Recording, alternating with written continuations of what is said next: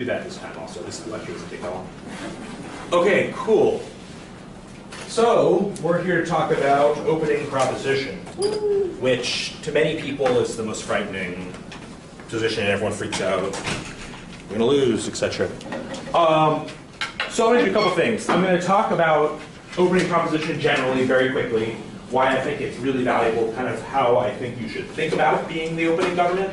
That's going to take 2 seconds. Then I'm going to go through the 2 major types of debates and talk about what I think the components of a good first prop case in both types of debates are.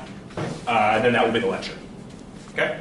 It's pretty straightforward. Then we'll do some practice, I guess. So, first proposition is unique because I believe it is the only position in the debate where you can lose every argument you make and win the debate. Now, what do I mean by that? Because I think it's possible that although ultimately all the arguments you make are defeated by the end of the closing opposition, your level of contribution to the debate exceeds that of any other team in the round. And that happens fairly frequently. That opening government will make 3 or 4 really big, straightforward, awesome arguments, and then nobody will be able to respond to those arguments. I'm sorry, no team will make the same substantive level of arguments as the opening proposition team. And so I kind of think that's how you have to think about the position. The goal, and too many people try to set up an opening prop case by thinking, what arguments can I make that nobody can respond to? And that's the worst way of thinking about opening prop. A much better way of thinking about it is, what are the major proposition arguments in the debate, and how can I make them best? The goal is not to make your arguments impervious to responses. It's to set up the strongest proposition case for your position as you can, despite the fact that you can predict responses to some of those arguments. Now, you may wish to make those arguments in such a way that those responses are preempted to some degree. But too many times I see people in first prop saying, well, we can't say that because there's going to be this response. We can't say that because they're going to say this. That is not how this type of debate should be approached. So I think just when you're thinking about first prop, the goal is to set up the best debate you can by putting forward the most proposition ground you can, not necessarily to try to win the debate, to try to make arguments that are not able to be responded to. Cool. So let's talk about first prop. In general, there are 2 types of debates. This is a very broad strokes, but there are 2 types of debates. There are policy debates, and there are what we call analysis or value debates. And I've summarized them here. Policy debates ask if some actor should do something. Often, that is a government. So often it's like, this house would abolish the death penalty, right? And that's a government doing something. But it doesn't have to be a government. It could be, this house believes that doctors should refuse to treat patients who are not vaccinated, right? That would be a person doing a thing.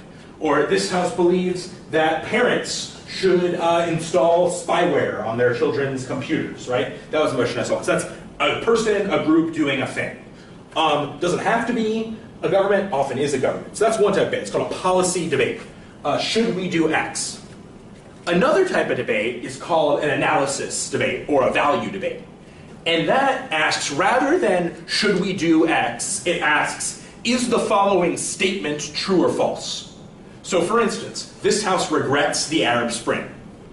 There's no advocacy in that debate. No one's saying anyone should do anything. I mean, it might follow from your regretting the Arab Spring that something should happen, but that's not the subject of the debate.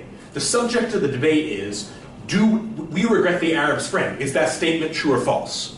Or this house, believes that whatever. Smartphones have done, that was the motion at World Schools, I think, that smartphones have done more harm than good for interpersonal communication. We're not talking about banning smartphones in this debate or making any laws about smartphones or even anyone changing their behavior with respect to smartphones. It's just a statement, it's just a question whether that statement, that they're more harm than good, is true or false. Everyone's clear on the distinction between these 2 types of debates. And those are the types of debates that exist in this format. I mean, obviously these are very broad groups, but it's helpful to think about this because I think there are 2 different approaches to first proposition depending on what type of debate you're in, whether it's a policy debate or an analysis debate or a value debate. Cool. So let's talk about how to make a first prop speech in a policy debate.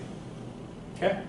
So there are 3 steps, I think, to every first prop speech. Now, I'd like to be clear. I'm going to give you what I think is an outline that's been effective for me in making prime minister and deputy prime minister speeches. For both types. For both types, yeah, that's what I'm going to do. And that's just kind of next. But I want to be clear that, like, you have to think, right? One of the funniest things about teaching debate is that people are always like, well, what is the strategy?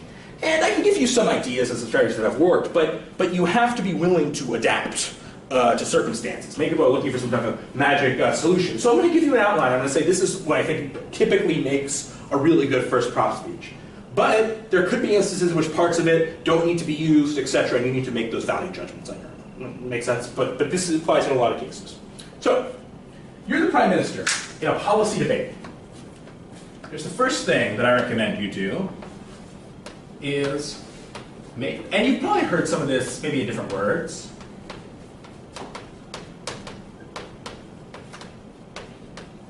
Make the status quo intolerable. Sometimes they will say describe the problem. I think that's insufficient. I think you need to describe the scenario at the moment in such a way such that someone who heard your description will believe that something needed to be done, right? Because otherwise, what are we doing on proposition? And when we're saying someone should do something, well, if the situation right now is not such that someone needs to do something, then why, it makes sense, why are we advocating this? So I think you need to introduce a scenario. That should be the first portion of your prime minister speech. Why is it that the way things are now is not tolerable? We cannot. So, if it's legalize all drugs, we can talk about there's rampant overdoses, there's mass incarceration, there's drug wars taking place both in the United States and in other countries, in Mexico and Colombia and El Salvador, whatever, right? You describe the scenario such that no one who listened to you, no reasonable person who listened to you, could be satisfied that the status quo is acceptable. Right? I think that's the first thing they have to do. Now, it doesn't mean you make gloom and doom scenarios. Sometimes you just think, like, look, things could be better. Right? So you just explain the situation as it is. Make sense? Cool. That's the first step. First prop speech. Second step. Introduce your solution. Some people call this a model. I really hate jargon. And I think it's really unhelpful. So I try to make these things a little bit more plain language, but that's a model, right? You're going to make the model. So you've described a problem, the status quo is intolerable. We have a rampant overdoses, drug war, whatever. What is your solution going to be? Well, it's whatever the motion asks you to. It could be, we're going to legalize drugs. Let's say we're talking about, no, we need to invade Syria, let's say. You describe the status quo, it's a disaster, blah, blah, blah, all these things, there's a genocide. And then you say, okay, what are we going to do? Well, I'm going to describe to you our solution, right? That's the next element. So often, people describe the status quo, and then they go into making arguments and never articulate clearly what their solution to this problem is going to be.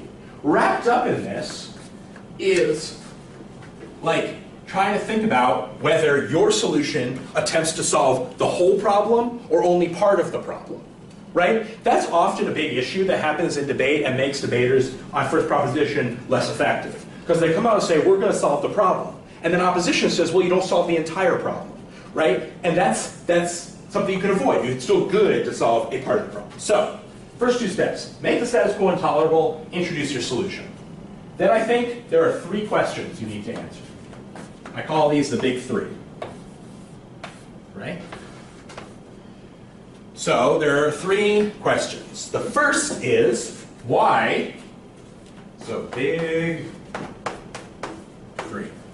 1, why will your solution solve the problem? Sometimes people call this a mechanism, right? The first thing you need to demonstrate in the prime minister's speech is at least one argument that, in fact, your solution will ameliorate the problem to some extent. You don't need to demonstrate that it will solve everything. Yeah, that's not what's being asked of you. But in as far as you paint an intolerable status quo, such that any reasonable person who heard your status quo would be motivated to act, and then introduced a solution to that status quo, you need to make an argument that the status quo will in fact, that the solution will in fact ameliorate the intolerability of the status quo to some degree, right? That's so often missing, even by very good debaters. They start telling you about all the great impacts that are going to happen without showing to me that the solution will in fact lead to those impacts. So it's called a mechanism, so it's called a link. I don't care what you call it. Why will your solution solve the problem? Second big question. This is the one where you have to make a bit of a value judgment about whether or not you need to make this argument in debate. Sometimes this will not be a contentious issue. Other times it will be an extremely contentious issue. And the question is, why is it legitimate to do your solution? Right? In some debates, everyone will agree that a particular policy is something that it's legitimate for a state or an actor to do, but it just might not be the right decision at this time. There are other times where we might argue that it is illegitimate for the state ever to do this type of behavior, or to have ever do this type of behavior. So, let's say there could be this house would require this house would require everyone to vaccinate their children. Let's say every person vaccinate children, regardless of religious or philosophical objection. That would be a debate in which this could be a hugely contentious issue, whether or not it's legitimate to do that solution. Because there's going to be big questions about whether the government has the right to intervene in people's lives in the way. This issue, the first one, why will your solution solve the problem? Pretty straightforward, right? Everyone gets vaccinated, fewer people get diseases that are prevented by vaccination. Not really much debate there. But there's going to be a lot of debate here about whether it's legitimate for the state to do that. In a different type of debate, there's going to be a lot more debate here than here, maybe, right? Like this legalize all drugs, for instance, which we talk about a lot, right? You got drug wars, you got violence, that sort of thing. Like, there's going to be quite a lot of debate about whether legalizing it will actually bring that to a halt. Like, will that actually be prevented by legalization, or will we have more problems, right? So the debate's going to center more here than it is here, right? And in some debates, both of these questions need to be answered. And you kind of need to make a value judgment in your prep time about which of those questions, whether the debate's going to center on. Okay. And then the last thing is, what will the world look like, that's the planet, see, after your solution? Right? This is where you go ham on the impacts. And you start describing to me how things are going to be better. This is where you can add in peripheral impacts. By the way, we're going to get these other benefits. By the way, we're going to get these other things, right? This is a pretty complete prime minister speech, I think. Like, it's just 5 steps. Describing a problem such that any person who heard it makes it intolerable. Describing a solution that's clear, making clear arguments about how your solution solves the problem, and then answering these questions. Answering these questions. Why was this solve the problem? Why is it legitimate? And how will the world be better after your solution is implemented? So this isn't very scary, I don't think. Like, I think this is something that's actually fairly easy to do. And I guarantee you, if you do this effectively, in most debates, you're going to do well. Like, you're going to have a very solid and significant contribution to the debate. The reason people do poorly in first government most of the time, I think, is one of two things. Either they know nothing about the topic, in which case, that's an issue, and there's a separate discussion after that. Or they miss one of these key parts. They fail to demonstrate that the solution will actually solve the problem. Although they demonstrate the solution will solve the problem, they fail to show that the status quo is actually a situation that needs to be solved, right? That merits action. They fail to demonstrate these sorts of things. That's why people do poorly on first proposition, not because it's the first position of the debate, I think. Yeah, you had a question. Yeah, so is the impact of your third question post all the listing of the arguments, or is it before that? What do you mean? Like in the Prime Minister's speech, are you expected to list or at least outline your main arguments? Well, I think these are the arguments, right? Do you know what I'm saying? So I think you'll say, describe the problem, here's what we propose. I'm going to make 3 arguments. First, I'm going to demonstrate that doing this will help to solve the problem to some degree.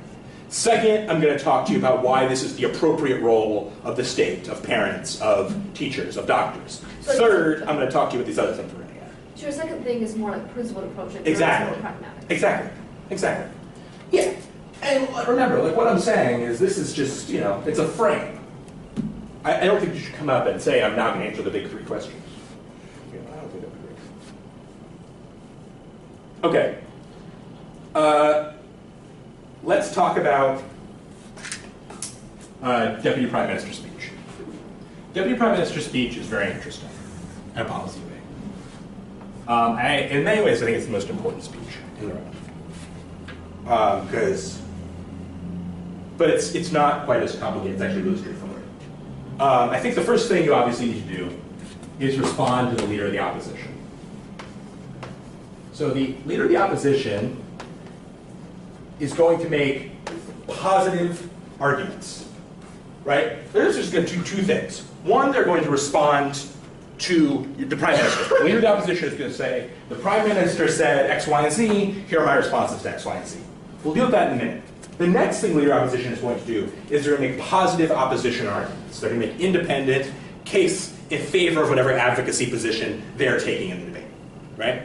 The first thing I think you should do as the DPM is to respond to these new positive arguments. The LO came out with whatever. We have substantive responses, right? Everyone knows that. That's obvious. You do rebuttal. What people don't do a lot of times, and what I think makes the really effective DPM speech, is you want to make the PM as good as before the LO, right? And this is where I actually think the debates, first government, a lot of times is won or lost, is you need to respond to LO, but one of the most important things is rebuilding, actually. So I think a really good portion of the DPM speech should be spent ostensibly on rebuttal, but a lot of that rebuttal is actually reinforcing your positive arguments and defending them from the attacks that were made in the previous speech, right? Because you want the debate to be as focused on your argumentation as possible, right? So you're going to make yourself say, but then you also want to say, okay, I responded to positive arguments. I also want to talk a little bit about what they said about the Prime Minister's speech and have responses to those, with the goal being that the Prime Minister's speech seems as good as it did prior to the LO speech. Does that make sense?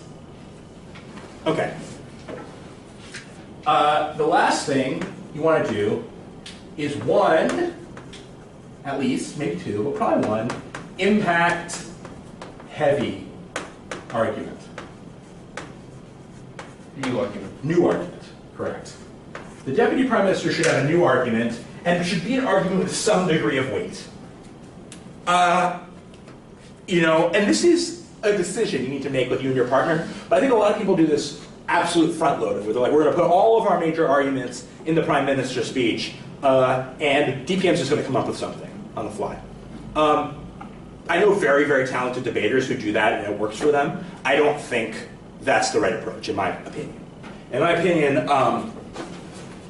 this is a really good opportunity for you to introduce a new argument that likely will be responded to by both opposition teams, right? Like, it's very, very easy for an argument made in the Prime Minister to only be responded to by the opening opposition. By the time it gets to the closing opposition, it's kind of gone out of the debate. It still can happen with DPM arguments, but it's less likely, right? It is less likely. So that's the goal. Now, I want to talk a couple things about just kind of first government strategy. I want to talk a little bit about some things that I think are really important to insert in arguments, and I want to talk about points of information to ask as first government in a policy debate, and then we'll move on to analysis debate. But questions before that? Just retouching, sorry to go back to No, please. PM, but the difference between your solution solve the problem and why is it legitimate to do a solution is like the timing is right and the... Okay, I see. So I wasn't as clear about that as possible. So there's two things you need to establish. Let's just say we're not in a debate anymore. We're just talking about, I want to do something in the world. Okay. And it doesn't even need to be a political thing. It can be anything. There's two things that you need to establish. One is that if we do this, it will get the outcomes we want, right? Like, I mean, let's say maybe a stock recommendation, right? The first thing I'm going to want to prove to you is that this is a good stock that you're going to make money on. And I'm going to give you analysis. I'm going to talk about its long-term success. I'm going to talk about the market trends at the moment. I'm going to talk about all kinds of things, and I'll try to convince you of that. The second thing is that you are, in fact, in a position to purchase that stock, right? Like, the money is yours. It's not stolen from somebody, or I have enough of it. or I have enough of it, or it's not already appropriated for some other purpose, right? And I think you can kind of think of it that way. Okay. One is that this will actually get the outcomes we want, and the other is that it doesn't break any fundamental rules or principles we think are really important to uphold, right? Like, it doesn't. Some example I sometimes give is like, look, I could say we want to install a GPS tracking device in every person because that will make us safe. Well, make us safe, yeah, and kidnapping, not a problem anymore. Yeah. We know where everybody is. So it's pretty easy to say, kidnapping is rampant, it's very bad, people get held for ransom, they get killed, whatever. Pretty easy to say that solution solves the problem, but I think there's a legitimacy situation there. Right? So, does that make sense? Yeah. In terms of when you're forming your debate in prep for the PM speech, are those big three questions your three main arguments? Exactly. Okay. Exactly. So they're one and the same. It's not that I have to answer the three questions and also get to the three. No. I think those are the arguments. One is this will work. Two is this is the right thing to do. And three is here's all the good stuff that will happen. Cool. All right. Let's talk a little bit about strategy. A couple things that I think will be very important on first government that will help you do other things. First is, it is very important that the Prime Minister's speech have several good examples. Too often, Prime Minister speeches remain very theoretical. What I have noticed, and you've probably seen this before too, is that an example will be introduced to the Prime Minister's speech, and then for the rest of the debate will happen in reference to that example. Have you seen that happen before? Where someone's like, oh, this is kind of like, let's say we have a debate that's like, this House supports the military overthrow of corrupt regimes, right? And then someone uses an example, say they use Ghana as an example.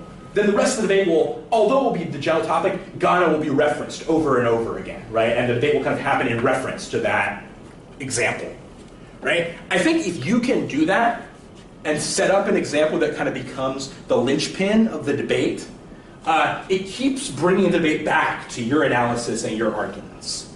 And you can keep saying that you came up with that example and that was the contribution you made. So I think that's a very important strategy to keep in mind. That when you're the Prime Minister, you want to introduce a major substantive example and analyze that example. Now, where that fits in can be a question. It can fit in why will your solution solve the problem. You could be like, look, we did this other time and it worked, right? It can be like, what good things will happen? Well, when they did something similar, this is what happens. So we can predict that will happen again, whatever. It can be, why is it legitimate? Well, in states where this has happened, things have, whatever, right? Where you fit it in is less clear, but it needs to be there. There needs to be a substantive, thick example that the debate can grasp onto. And I find that it's a very effective first proposition strategy. Cool. So the thing I'll talk about is what types of points of information to ask as first proposition. Because points of information are your only way to contribute to the debate in the remaining 42 minutes of debating that takes place after your speeches. Actually, it's not 42 minutes, it's only 5 speeches. So it's, what is it, like 35 minutes. There you go. It's math. The remaining 35 minutes, this is a fairly long time. It's a lot of time that debate happens when you're done. And it's very easy for the judge to forget you. It's very easy for you to be forgotten. And your only way of participating is by asking points of information. So, these are important. What types of points of information do you think are good to ask on opening government? Yeah. ones where like you kind of mentioned things that you said. Yeah. You're like you still haven't answered our original whatever, or Right, absolutely. You want to draw a reference to the arguments that you make in an opening prop. Yeah. It sounds basic, but I have seen debaters over and over, stand up on first proposition. Let's say the closing op is speaking. Prime Minister stands for point of information, and they say, you didn't respond to the second government's argument. And it's like, well, that was a waste of your, you just, it's like, but it happens because they're like, oh, they're losing, I'm on the other side, you kind of lose sight of what's going on. You want to make sure you're always directing it back. So that's good. What else? What else do you think would be good about points of information from opening government? So bring it back to your arguments. How about your examples, right? The ones that you're trying to get the debate to cling on to. I think using your examples in a point of information can be really good, right? Okay, that argument's interesting, but in this example, it wouldn't have happened that way, or something, right? You know what I'm saying? Like introducing your examples into the debate. And I think those are kind of the primary types of points of information that are good tests. Things that reintroduce your arguments, things that reintroduce your examples. It's almost like a remember I'm here type of exercise. I mean, seriously. Like, so often I see, and I see it happen in like weird ways, right? Like, one of the most common results in debate is that closing opposition comes first, opening government comes second. And I really think a lot of times it's not that closing opposition made better arguments, it's that people forgot about a lot of the content of the opening government's arguments. It wasn't as fresh in their minds. And it's unfortunate, but it's kind of your job to introduce that material. Okay, I'm kind of done talking about policy debates and prime minister speeches and DPMs and policy debates. I'm going to move on to analysis debates now, unless people have questions. Do you think as open government, it's like it looks better if you like POI opening opposition more than you would closing op, or do you think it doesn't really matter? So I'm sorry, if you're opening government, yeah. Do you want to ask more points of information to opening opposition or closing opposition? Is that your question? Or assuming they're somewhat equal, I guess. Because closing op is like the superior team, obviously. You want to hit them more. Yeah. But assuming they're equal, I think you want to spread them across. But I think the biggest risk is once the closing half of the debate starts. Yeah. Right. Everyone's seen this happen. Like you want to look desperate, basically, but I don't know how to. Right. Well, you want to make sure that your arguments remain relevant, right? And I think like if you make these arguments, they are the debate. Do you know what I'm saying? Like that's what the debate's about. And so it's trying to avoid falling into irrelevance. That's a good question though. Other questions? Cool. All right. Let's talk about analysis debates. Analysis debates are a lot of fun, but they're very, very different from policy debates. Because you're not asking anyone to do anything and no consequences result, right? Which is like so different from every other debate. So we just don't talk about impacts. There aren't impacts.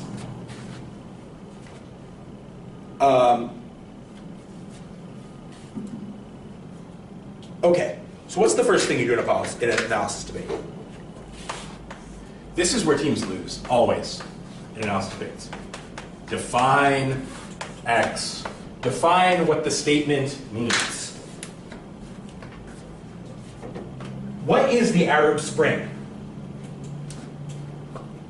Does the Arab Spring include the Syrian Revolution? Does it include everything that's happened up until now in Libya? Does it only include 2 or 3 years of events? Right? That's not obvious what the Arab Spring is. What is interpersonal communication? Like, if we're saying smartphones have done better or worse for interpersonal communication, what are we talking about? Unlike almost every other debate, these debates can be won or lost on definition. On coming with and defense of a definition. Right? What does the statement mean? What does it mean to regret? Does it mean it would cause more harm than good? Does it mean it was massively harmful? Does it mean we think that government should take corrective policies? Like, what is it? These definitions are really, really important. And I can't give you a plan for how to come up with a definition. That's something you have to think about, given your arguments, given the topic, given what you think the proposition's like, what they think the opposition's likely to say. But what I can tell you is that having a clear definition is almost the most important thing in an analysis debate. Making sure it's very clear what we're debating about. Make sense? Second thing sort of tied into that, but it's a little bit different. And it is criteria for evaluating. So this house regrets the Arab Spring. What does that mean? What does it mean? If I say that statement is true, I regret the Arab Spring. What does that mean? Yeah. It regrets the human suffering and loss of life that occurred during the Arab Spring. I mean, that's one thing it could mean, right? But it could be, yeah. Well, sure. Sometimes the one we use is that there's an alternate possibility or like an alternate world that could have existed had this thing not happened. Right. So, and we like that world better, or we like that world worse. That's definitely one way of evaluating the debate. But even then, we get into a lot of issues because it depends who you are. Do you know what I mean? Like, if you're Muammar Gaddafi, you certainly regret the Arab Spring. No, man, it's serious. You know what I mean? On some level, if you're part of a class that was in power during then, you might regret it. If you're if all your whole concern is stability in the Middle East, if you're a business person who has got business interests in the Arab world, then you probably regret the Arab Spring to some degree, right? Because it's disrupted your business interests, right? And those are people who we care about in some sense, right? You know, if you are in Syria, you might, in some sense, regret the Arab Spring because there's more violence now than was there before. Maybe not. Maybe there's you know, it was worse. It was really bad before also. But you know, this is difficult to say what the criteria are for evaluating the debate. Do you see why that's like a challenging? Yeah. Would defining the house go under the first section? Well, so it depends. It depends. Because sometimes you're given the house, which I think is actually a better way to set these debates. Is like this house as the United States, this house as a first grade teacher, whatever. But sometimes you're not, and you're going to have to roll with that too. And then you're going to have to define what the house is, right? If you're given the house, then all you're defining are the other terms. But if you're not, then you got to define the house also. But criteria is how you end up winning, is part of how you end up winning debates in analysis debates, right? What are the criteria for evaluation? It's hard. This is a hard thing to do, right? Because, so I'll tell you a motion that once happened. This House believes that President Obama has failed. Motion that was set at a tournament. What is the criteria? Be hard. Arbitrary. Yeah, but I mean, yeah, of course it's arbitrary, but you're going to have to set it. You have to say, like, go into what do we hope to get out of a president? Keeping his campaign promises.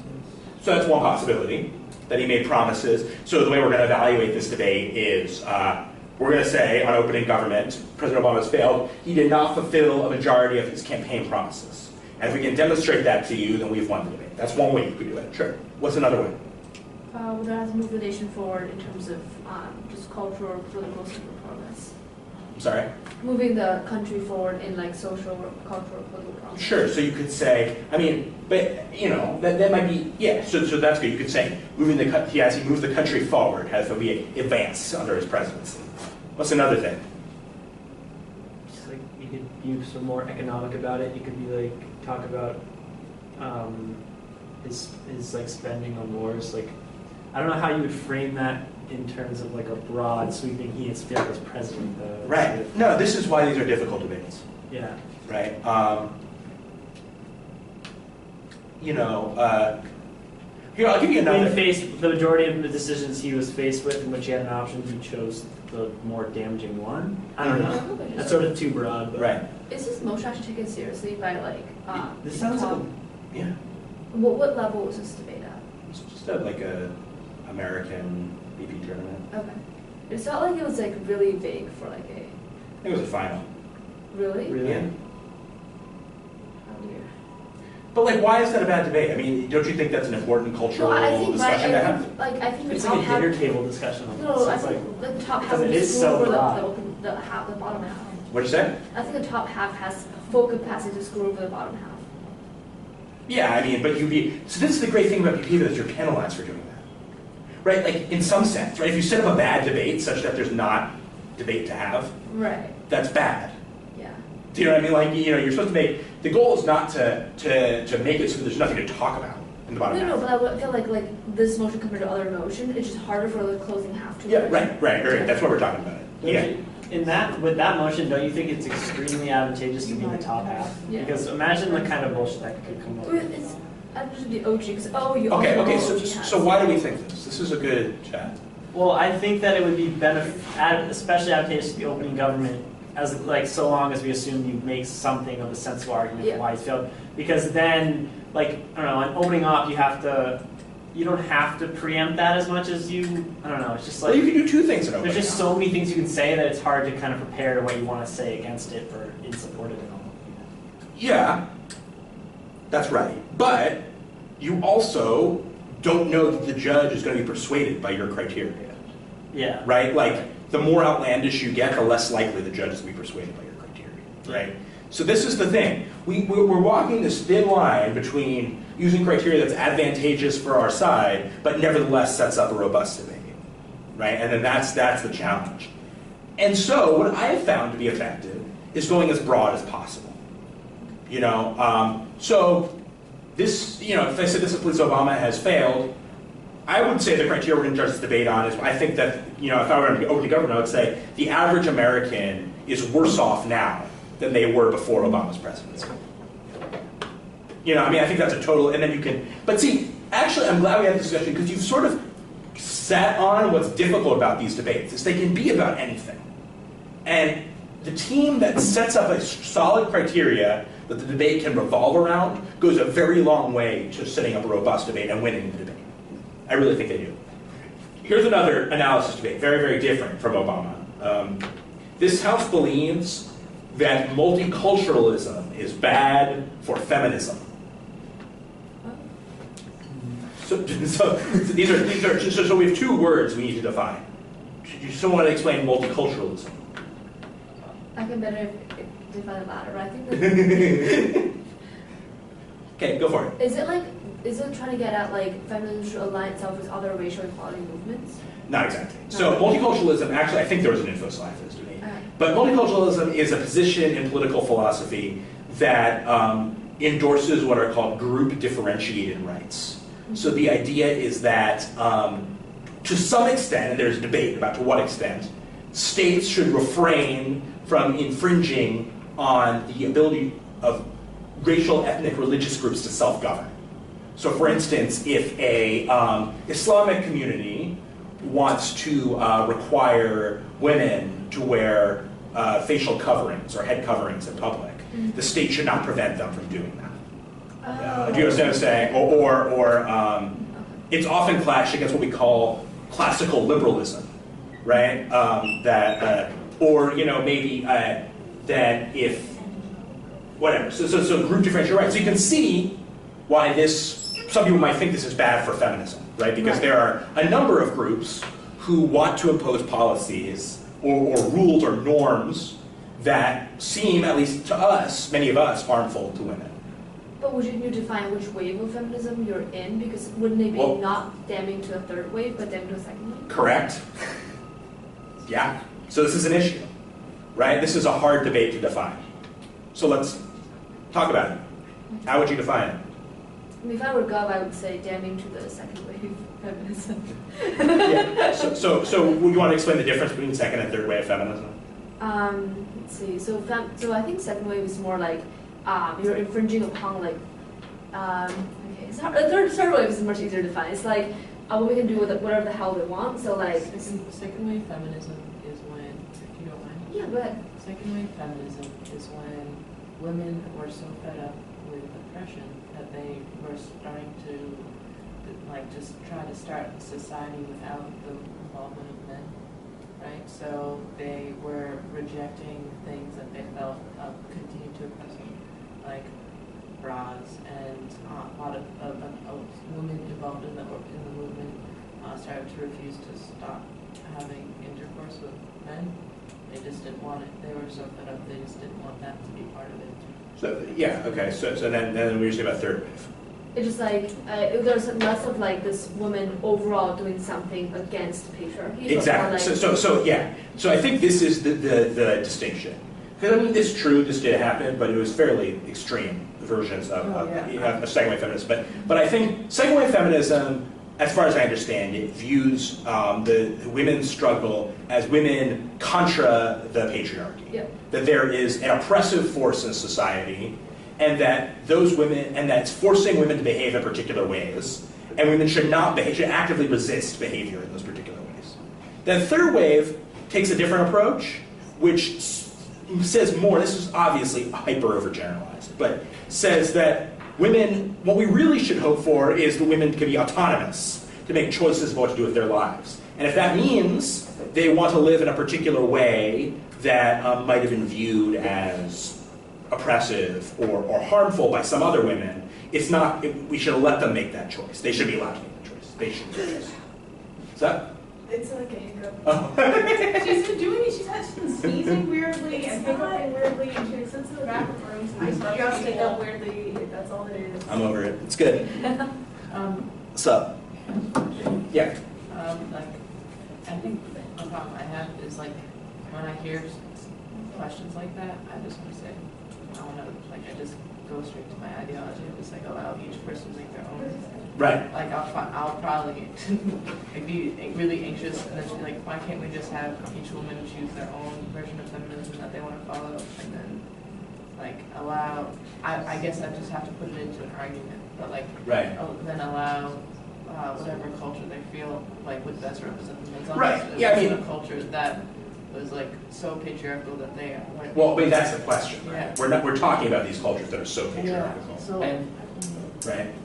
And so you know, and multiculturalism isn't absolute, right? Like, it doesn't necessarily say, well, we have to let people, you know, commit honor killings or whatever, right? But it's as long as it's like as long as it as long as the culture doesn't allow the woman to not have choice. Like that's the difference. Like that's the bar. Like as long as the woman has a decision to participate however she wants, and that's fine. But the yeah. question So is then- whether that woman has a choice, whether that woman's choice entitles her to choose to live in a society where she does not have choice, Right, and or whether perhaps it's that society that imposes that like onto her. So it's more of a question of, do these women actually have a choice? Like if well, they're and that, I mean, that's certainly part of the question. Absolutely. so would that be the X? Well, so yeah, like, maybe. do the women have a choice? Right. So this is a very difficult debate. What we have to do, first of all, we have to define multiculturalism, which we've done. We need to define feminism. So feminism can be defined in a number of ways. You can talk about traditional academic definitions of feminism, second wave, third wave feminism. You can talk about more broad definitions of feminism, sort of pop culture definitions of feminism. You might say, well, is the average woman better off in a society that embraces multiculturalism versus a society that embraces a more classical liberal agenda, right? You could say, you could talk about, so we want to use empirical indicators, right? In multicultural societies, how many women are educated? How many women have jobs? You could say that. And there's a lot of ways you could approach this. But and I think this is a really interesting discussion to have on how to run this debate in particular and a lot of other debates. But what I'm trying to indicate here is that a criteria is really, really important, because these debates become so sloppy so fast. They just become people saying stuff that's about two totally different things. And to establish that criteria and defend, this is one of the weirdest things, because you have to do a bit of meta debating, why the criteria is fair. I actually think you need to spend the 30 seconds, 40 seconds being like, and we think this is a good way to decide this debate because. Which typically you wouldn't do in a policy debate. You wouldn't like tell the judge how to function. But I actually think it's a good thing to do. Say, we think this debate should be about the average well-being of women in these societies, because we think that that's the broadest and fairest definition of feminism and allows for the most argumentation and clash to take place in the debate, right? You could say something like that. And then you just give reasons why you're winning on the criteria. I mean, this isn't that hard. Once you get past the criteria, it's pretty easy. You're just like, here's why on this metric we're winning. And those are your arguments, right? You might have 2, 3 reasons, whatever. Those are just your arguments. Right, so in some ways, these debates are really simple. In other ways, they're very, very hard. You know, because you have to set a criteria. Once you got a criteria, I think all kind of comes naturally, and then we're just talking impacts. Yeah. And do all 3 of the arguments relate directly back To the criteria, of course. Okay. Directly back to the evaluative criteria. So there's no straying and saying, oh, this happens too, and it's good. Yeah, but you would have to have a broader criteria then, right? You know what I'm saying? Like, Yeah. Because ultimately, this is about, is this true or false? And for me to make that decision, I need to have some metric for making that decision. So, cool. Wait, 1 second. Yeah. How much credit is OG be given if the criteria set up and definition set up, but the reasons are less developed and are taken more by CG? I mean, it's so hard to say, Okay. like, without seeing it. But like it's, But, if you do the setting up and criteria, like that hurts credit too. oh yeah, absolutely. And that's a very important part. I mean, a big part of what opening prop does is set up a debate. Right. Yeah. You know, sometimes I've heard British parliamentary debating, world debating be referred to, so it's almost like a dancing competition. It's like whoever does the most beautiful dance wins. Whereas apt is like a boxing match. After, yeah. It's like whoever knocks out the other team. You don't have to win every argument with a debate. Okay, cool. So we talked a little bit about the different types of things to do in first prop. We talked a little bit about criteria. That's kind of my prepared chat. I would love to answer your questions, and I'd love to give you the opportunity to give some prime minister speeches, if you'd like. We got half an hour, so if you have questions, we can do that. Otherwise, I can just give you topics, and you can give a prime minister speech. Yes? So well, I guess one small question. Yeah, please. For that. What are the criteria that you would set for the multiculturalism and feminism? I think I would say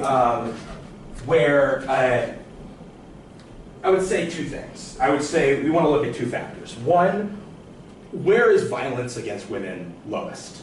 I think sometimes when you're having a hard time with criteria, you just want to go to the minimalist thing. Like, where are women not being killed? Like, you know, that's got to be better than where they are being killed. You know what I mean? Like, you just default to the minimum. And then the second thing I want to say is, where are women more able to attain their aspirations? Right? And I think you can say, in multicultural societies, both of those things are.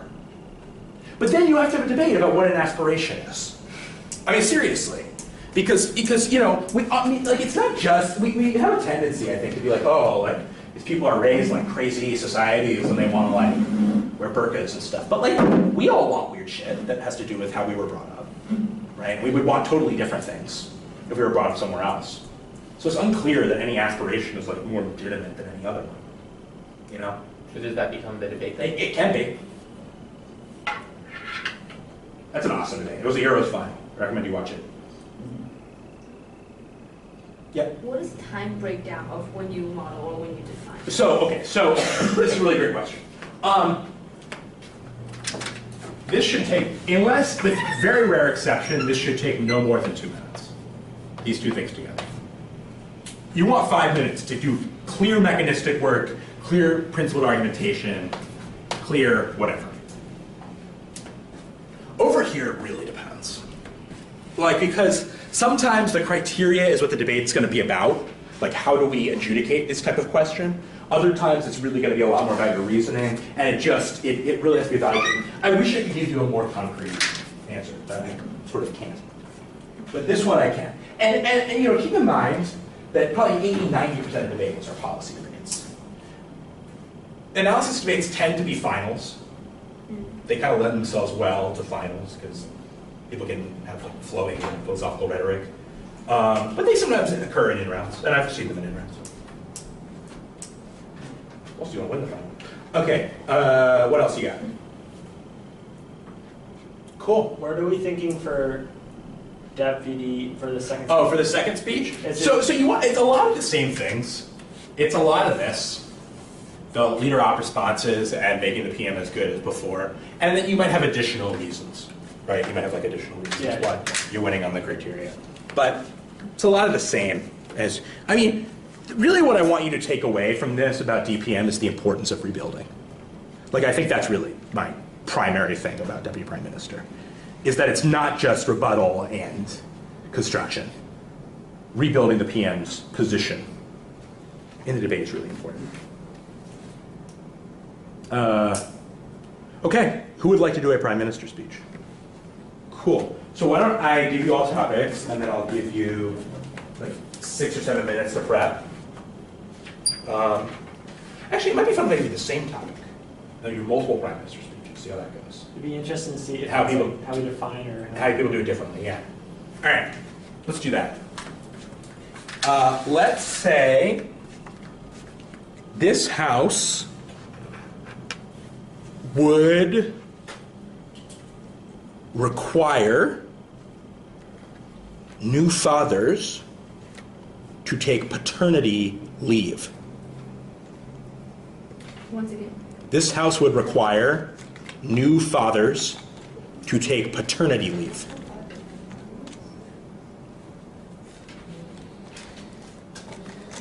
Okay, so take 7, 8 minutes.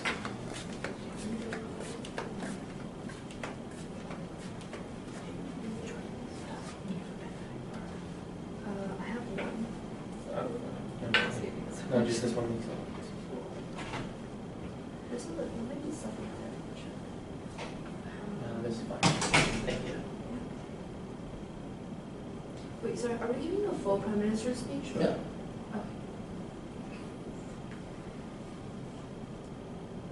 You know what? Maybe not. Why don't we do? That may take too long. Why don't we do these 3 parts? Right? You can describe a problem, have a model, and then do the mechanism. I think it'll take 3 or 4 minutes.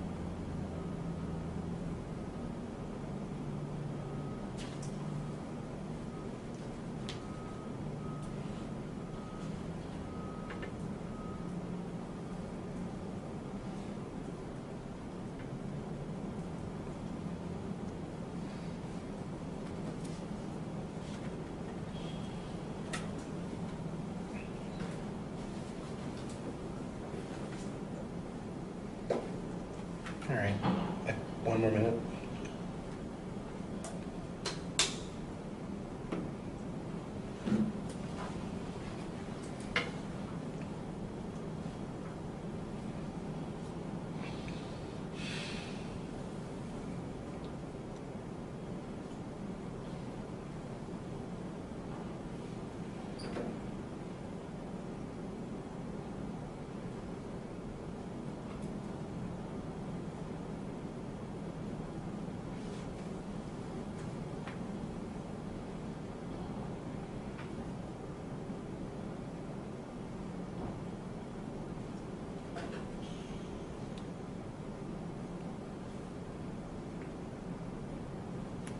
Cool. So we won't have time for all of you, but I want to do a couple. Who wants to go? Yeah. So fathers taking paternity leave, required to take paternity leave. Big change.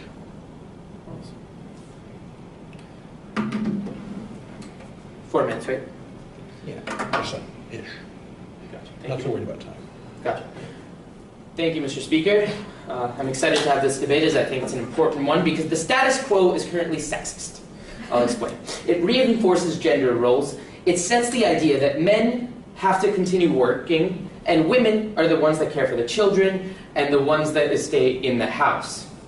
Now, responsibilities aren't shared equally in this situation, and the status quo, by virtue of being the status quo, reinforces itself and continues and propagates this same culture that has been around for centuries and is not necessarily the way that each family wants to operate or should operate. Now, women fear taking jobs if they want to start a family. They fear asking for promotions because they're about to embark on like starting a family, or they're about to have a child, and they don't want an employer not to take them because of the expectation of maternity leave. For instance, men sometimes fear requesting paternity leave because they fear being perceived as weak or as a person that doesn't belong in a corporate environment or in a working environment. Now, our solution on this side of the house is that fathers are allowed the same amount of paternity leave as mothers in that same field of work receive, with the same amount of pay as mothers in that same field of work receive in maternity leave. Now, we also want to add another stipulation that men are expected to take it if their spouse decides to do so as well. Now, why will this work? Because the culture and the societal norms behind gender roles will shift. The culture behind behind what roles men and women take in the house shift and change drastically because these conversations are sparked.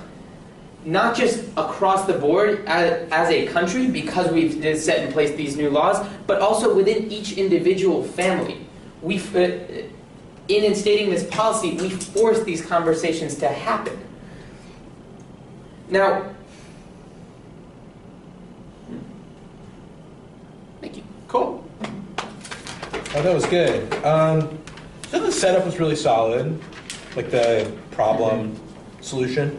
I think the mechanism could have been a little bit better done. What do I mean by that? Well, like, I think you started to get at it when you said,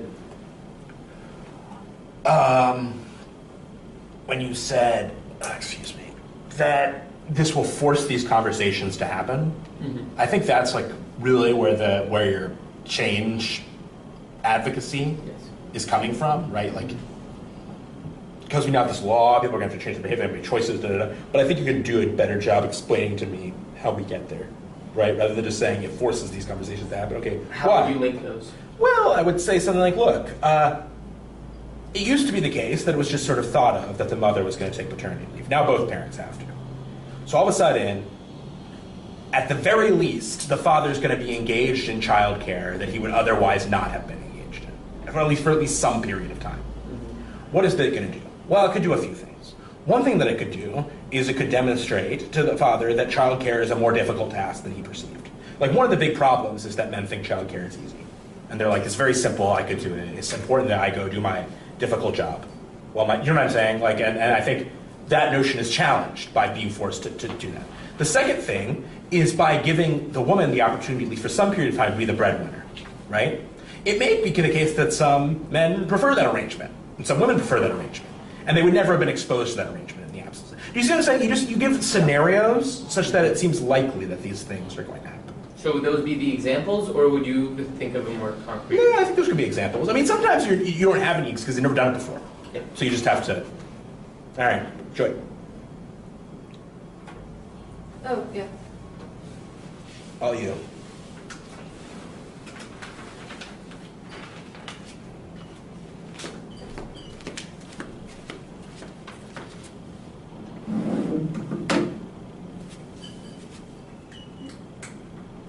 Mr. Speaker, in Western liberal democracies, it is incredibly regrettable that when most countries already have in place maternity leave policies, but still does not have in place any kind of paternity leave or any kind of stipulation that allow men to take days off work paid while being next to their child and sharing the responsibility of child caring.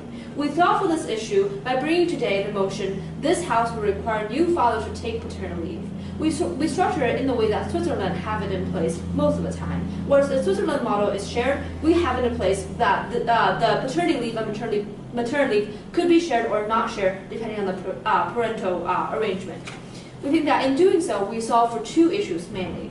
First of all, we see a better care and development of the child from the shared responsibility, from a joint parenthood and less neglect on the father's part. But further, we tell you that we advance gender equality more so in Western liberal democracies. That is both on the principle that both advance the principles of democracy, but also leads to better hiring practice, better workplace policies for women. How do we do that?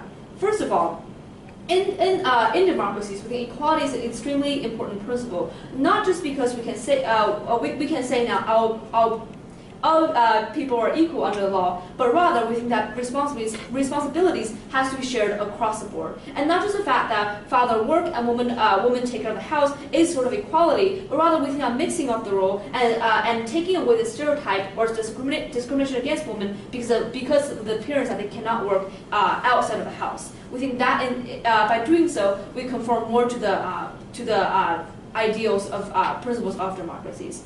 But then we tell you that it also leads to better childcare. Why is this the case? When more people access the basics of childcare, for example, going to classes about teaching you how to care for newborns, going to medical treatments if your newborn child needs any, will actually increase the usage of this. Meaning that if these new fathers can find out any cases that should be improvements made or any kind of inequalities in the system, they're better at reporting it. Why is this the case? First of all, we think that mothers currently are already burdened with many unfortunately we regret the chores of housework and has less time to devote to our child in the beginning to begin with, because most fathers just do the job outside the house. But further, we tell you that the men in these societies, while regrettable, are often in more powerful positions and are better advocates for change, better advocates for changes in the policy. So therefore, when they actually encounter any issues that they deem is unfair or should be changed, they are more in a position to change these.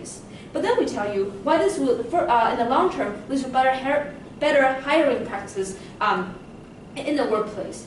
As we currently know, the pay between women and men are not the same, especially in top hiring or financial or other corporate firms. And why is that the case? It's because women are perceived to have to take time off for pregnancies and for newborn and perhaps for maternity leaves once they come to term with, or once they experience that. So managers have less of an incentive to hire women and further to more incentive to fire or lay them off right before they get pregnant or right before they have to give birth. But when now you have this motion will not solve for all the inequalities in the workplace. We think that will ameliorate it to a much to a great extent when the father now too also have to take time off their work, having also compensated by the employer for the same amount of time that the mother is compensated for. For all these reasons, we're proud to propose.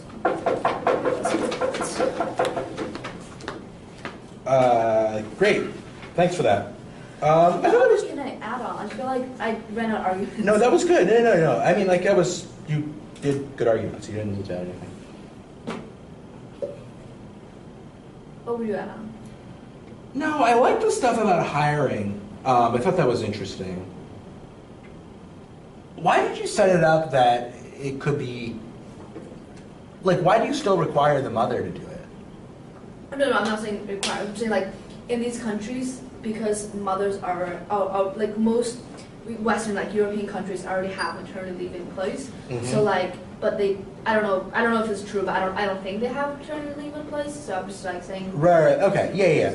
So the way I would model this is I would say we're going to let women take maternity leave if they'd like to. Mm-hmm. We're going to require fathers to take. Okay. And I also think you should say a time. Say what? Make like how long? Good time. Oh, okay. Yeah. Because, How long is maternity leave? Is it? well, Usually it's like it varies years. drastically by country. In the United States, there are 3 weeks of unpaid maternity leave guaranteed. Unpaid? Unpaid. We are the only developed country Yes, that has so it unpaid happens. maternity leave. Wow. I didn't know that it was unpaid. And it's 3 weeks. So what's the point of making it a law? Well, because they can't fire you. Oh, okay. They can't fire you for taking maternity leave. They have to give you, Yeah. actually, but they sort of can. Because they have to give you a substantively similar position when you return. Mm-hmm. But that could be a lot of things. Mm-hmm. Like, this used to be a position where I was likely to be promoted. I'm now no longer, you know what I mean? Like, all kinds of things like that. A lot of countries is a lot longer. Kind of the standard in Europe is 6 weeks of paid leave. But, you know, there are some arguments that's like, well, if you require companies to offer paid leave to mothers, then they're just not going to hire women in the first place. Could be worse. If you require paternity leave and it's also paid. Yeah, right, exactly. Right, exactly. So who are they going to hire them? Yeah, so I thought that was good. We have 4 minutes, so why don't we go back and have a debate? Doesn't be a debate in 4 minutes. Cool. Like what? Like a practice, like a debate. We're having, yeah. At 4 o'clock, there's going to be a debate. Oh, Did you say that okay. examples are less needed? So I think examples are needed, but I think it's more scenario building Yeah. than it is like examples of places where this has happened. Okay, this was fun, guys. I enjoyed it.